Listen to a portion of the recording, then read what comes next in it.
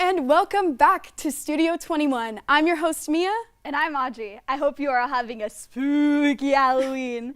Today we have in store for you some scary influencer drama, a look at a great local sandwich shop you'll want to check out, some Halloween movie recommendations for you to enjoy tonight, and we are joined in the studio today by special guest Street Lamp, so stay tuned.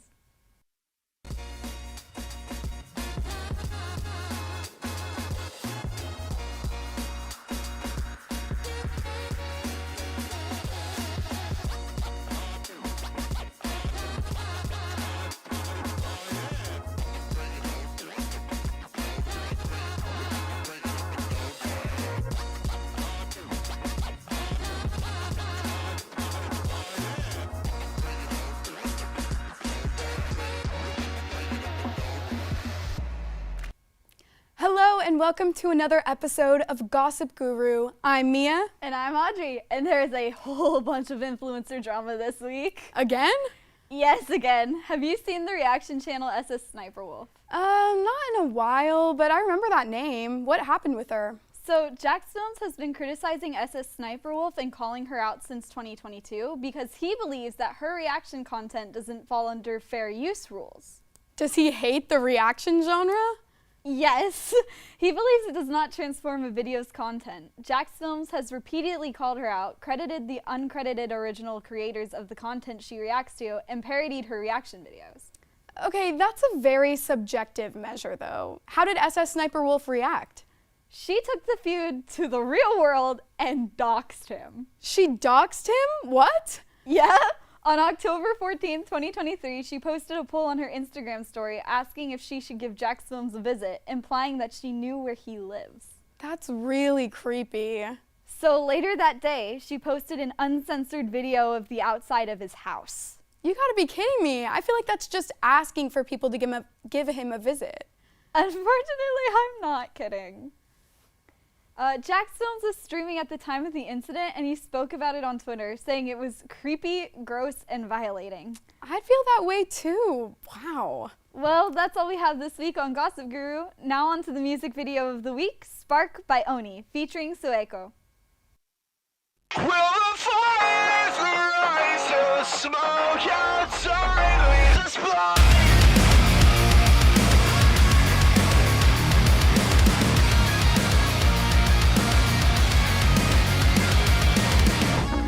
I hear the alarm sound and I can't ignore. My heart's still beating, my jaw's on the floor. Break out of the silence, screaming for more. Another whirlwind that I can't restore. Can't restore. There's a spark that ignites and we all better run. It's the end of the line and they'll leave you behind. Will the fires rise till the smoke outside leaves us blind? The smoke outside leaves us blind.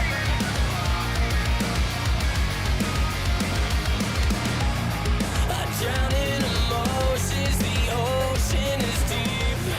My heart like a dead rose, they wilted to leaves. Don't mania, don't know what to say to you. Can't get back all the time that I gave to you. For my sins I repent, there's a hole in my chest with a mile wide radius. There's a spark that ignites and we all better run. It's the end of the line and they'll leave you behind. Will the fires rise till the smoke outside leaves us blind?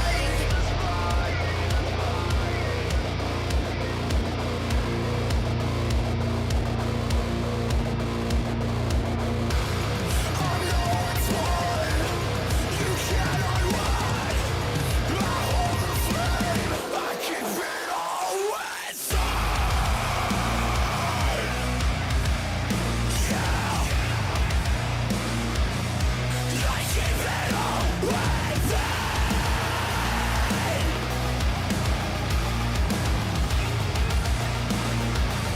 I keep it all inside. I hear the alarm sound and I can't ignore. My heart's still beating, my jaw's on the floor. Break out of the silence, scream. more. Another whirlwind that I can't restore. There's a spark that ignites when we open our eyes. It's the end of the light, and they'll leave you behind. Will the fire ever rise till the smoke outside leaves us blind?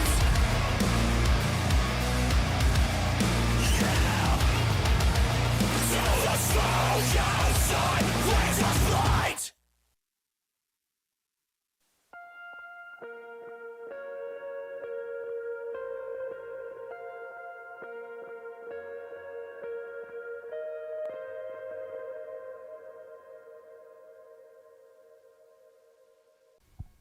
We are joined in the studio today by local San Antonio band Street Lamp. Will you all please introduce yourselves? How y'all doing? My name is Nick. I play the guitar. I'm Sabrina. I am the lead singer. My name is Mario. I play the bass. Drew, play the drums. Alrighty, can you guys give us a little background on how your band started and what made you want to pursue music?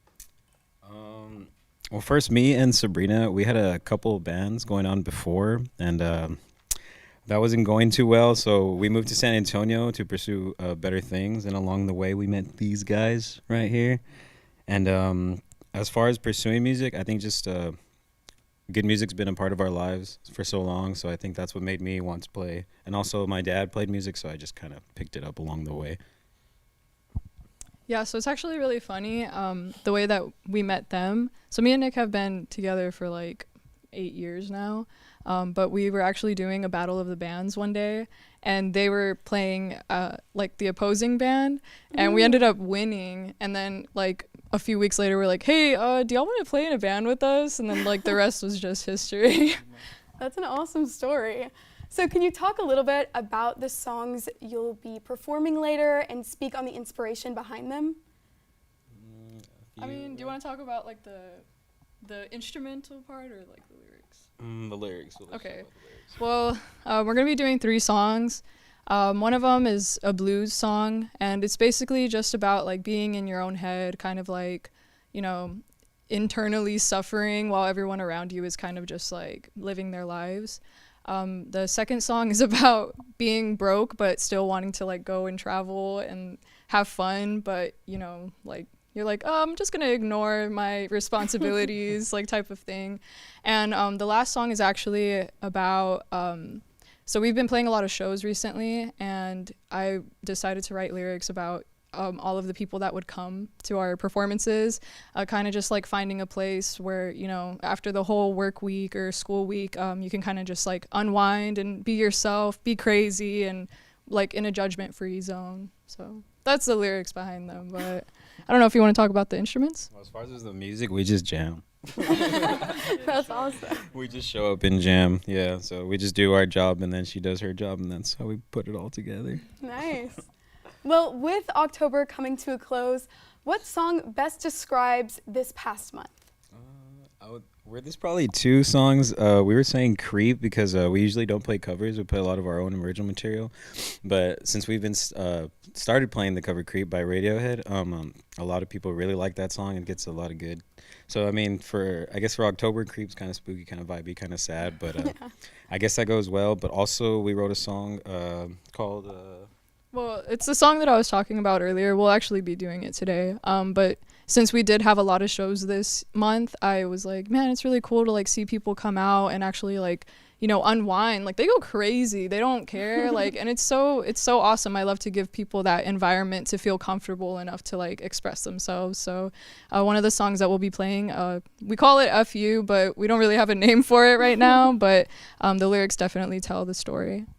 Nice. Do you have any upcoming gigs or news that the band would like to share today? Do y'all have any gigs? Do y'all have anything to say? No, we got a show coming up in when is it? Oh, Thursday, right at the Brick. We're playing at the Brick pretty soon. Another exciting venue, man. I love playing at the Brick.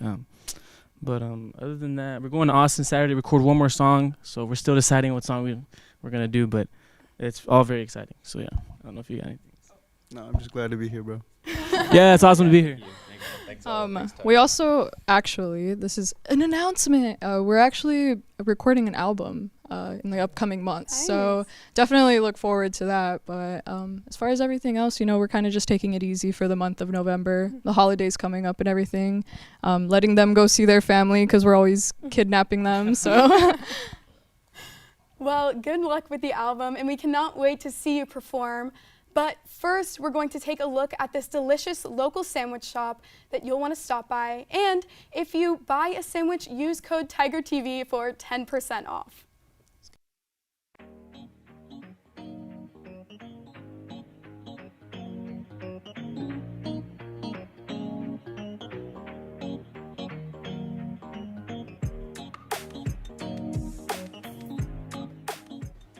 Hi, I'm Kate with Tiger TV, and today I am at Wicked Witch on Fredericksburg Road with shop owner Felisa, also the creator of all of the sandwiches on the menu. And Wicked Witch is a small sandwich shop with friendly service and high quality ingredients, and today we're going to ask a couple of questions. So first, what is unique about your sandwich shop? So the first thing that sets the sandwich shop apart from any other is that we get all of our products from Boar's Head. So all meat and cheese products come directly from Boar's Head.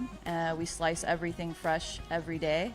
Same thing with our produce, and we also get really fresh bread every morning. So I think that's really the main thing that sets us apart, aside from being woman-owned. And having a great name. Thank you, the Wicked Witch. So yeah, I think that's really the main component is just freshness, quality ingredients. Great. Okay. And can you speak a little bit behind the Wemby, one of the sandwiches on the menu? Does it have any relation to the Spurs' first round draft this year? Absolutely, it does. So I grew up a Spurs player, not a Spurs player. I grew up a Spurs fan, and knowing that we're getting this first draft pick, Wembanyama, over to San Antonio, I thought it would be a great idea to create a sandwich in his name. So right now we're kind of in an operation, Get Wemby to the Witch. Yeah. So we'll feature that sandwich, and you'll be able to see why I named it the Wembanyama. So. Great. Okay, and one of your subs has the name The Sprout. Tell me more. So the awesome thing about the Wicked Witch is there's something for everyone here. So we've got the Sprout, which is for our vegetarians. It comes with, hummus, lettuce, tomato, cucumbers, bell peppers. It comes with alfalfa sprouts, which is really hard to find here in San Antonio, apparently. Everyone kind of flocks for the sprouts. And then we also have the chickpea, which is good for our vegans. So, Awesome. yeah. Okay, and what do you like most about your job? The best thing about having this job and starting the shop is to have the creative freedom to make whatever sandwich I want, whatever I'm thinking that day, and just to see how the public, our regular customers and other people receive it and come in and give me the feedback, whether they love it. Usually they love it. Sometimes it doesn't hit, but I think that's just what comes with it. So. Great. Yeah. And then last one, where do you see the future of your shop going? Or you want to expand? Or you like where you're at? I would absolutely love to expand. I think that's kind of every entrepreneur's dream when they start a business, is that it multiplies. So, we're hanging tough. We're hanging steady here on Fredericksburg. But hopefully in the future, we'll see a second location. Awesome. Thank you so much. Thank you. Yeah, come check it out.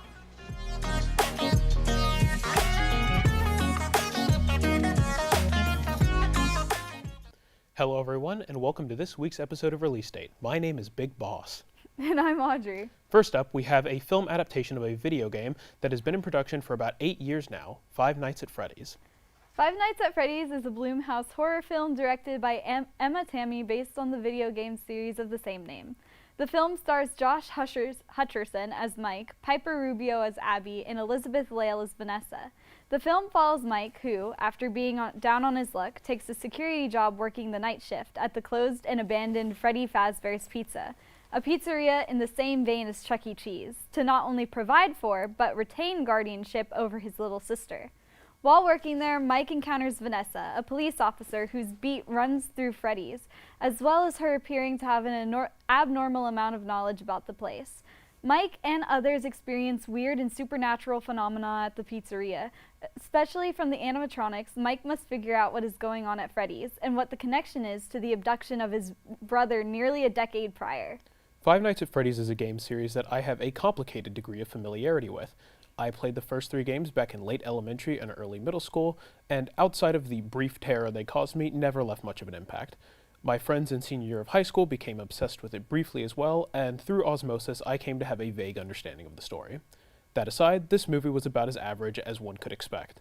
The acting is fine, sometimes it ventures into being bad and cringy, but it can also be above average at points.